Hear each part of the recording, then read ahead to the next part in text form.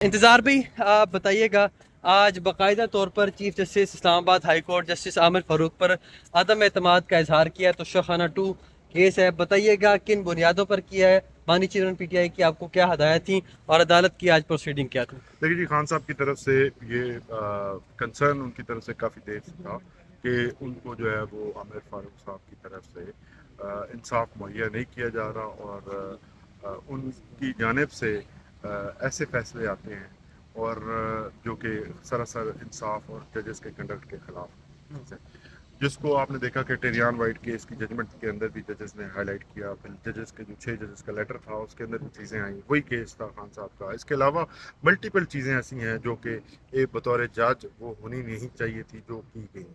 हमने काफ़ी सब्र का मुजाहरा किया, लेकिन अब क्योंकि लिमिट होती है हर चीज़ की, तो अब टाइम भी आ चुका है, हाँ, तो फाइल कर दिया गया आज रेफरेंस। हाँ। और उनसे रिक्वेस्ट की गई है कि आप काइंडली केसेस को जो है वो ना सुनें। उनकी जानब से ये आया गया है कि रेफरेंस फाइल होना कोई ग्राउंड नहीं है। हम सवाल ये करते हैं कि ऐसी क्या वजह है कि सिर्फ वो हमारे केसेस सुनते हैं। खान साहब की अगर 150 दरख्वास्तें फाइल की गई हैं तो तकरीबन 132, 3 या 5 तक, 135 तक जो केसेस है वो सिर्फ आमिर फारूक साहब ने सुने या वो उस बेंच का हिस्सा थे।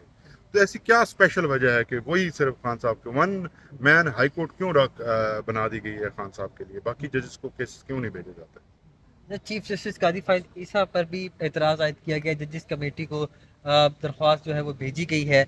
हम देख रहे हैं कि अब मुकम्मल जो दोनों चीफ साहब हैं उनके खिलाफ जो है दरख्वास्तें अपनी प्लेस कर दी गई हैं। कुछ ग्राउंड्स या नकात शेयर करेंगे जो रेफरेंस में आपने अपनाए हैं, मेंशन किए हैं? देखिए जी, रेफरेंस के अंदर हमारी पहली गिरफ्तारी 9 मई की गिरफ्तारी से लेके आज तक की तमाम रोदात लिखी गई है, कानूनी वजूहात लिखी गई हैं, कानूनी जो रीजंस हैं वो दी गई हैं कि किस तरह से हमारी गिरफ्तारी को जो है वो जस्टिफाई किया गया। और हमेशा से आमिर फारूक साहब की तरफ से, और अगर आप चीफ जस्टिस काजी फाइज ईसा की बात करते हैं तो उनकी पब्लिकली ज़ाहिर है, जिस तरह से उन्होंने हमारे बल्ले के निशान के ऊपर बाद में फिर ब्रिटिश हाई कमिश्नर को लेटर लिखा, और फिर आपने देखा कि उनकी जो खातून उनकी वाइफ हैं हाँ। मोहतरमा सरीना साहिबा, उनकी जानब से पब्लिक फोरम्स के ऊपर खान साहब को तनकीद का निशाना बनाया गया है और मल्टीपल टाइम्स उन्होंने पब्लिकली लिखा भी है और बोला भी है खान साहब के खिलाफ। तो ऐसी सूरत हाल में जब ये खुद जज साहब यहाँ कोर्ट कंडक्ट करते हुए कहते हैं कि मेरी जो वाइफ है मेरी सिटिंग पोजीशन तक जो है उस पर भी नज़र रखती हैं और ये अपनी सिटिंग पोजीशन अदालत में कुर्सी पे जेस्चर्स भी। बैठने के जेस्चर तक को जो है वो अपनी वाइफ के मुताबिक करते हैं, तो फिर फैसले कहाँ से अपनी मर्जी से करते होंगे? तो हमें उन पर एतमाद नहीं है। लास्टली समात का अहवाल बताइए कि जैसा आप पे आपने जब अदम एतमाद किया तो उनका क्या रिस्पॉन्स था?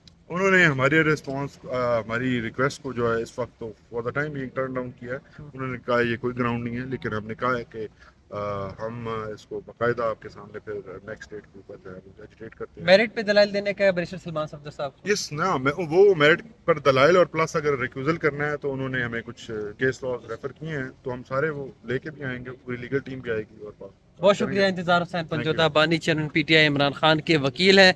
उनका ये कहना था कि हमने जो रेफरेंस है उसमें तमाम तर चीज़ें मेंशन की हैं कि किस बुनियाद पर अदम एतमाद का इजहार किया गया है चीफ जस्टिस आमिर फारूक और चीफ जस्टिस पाकिस्तान जस्टिस काजी फाइज ईसा।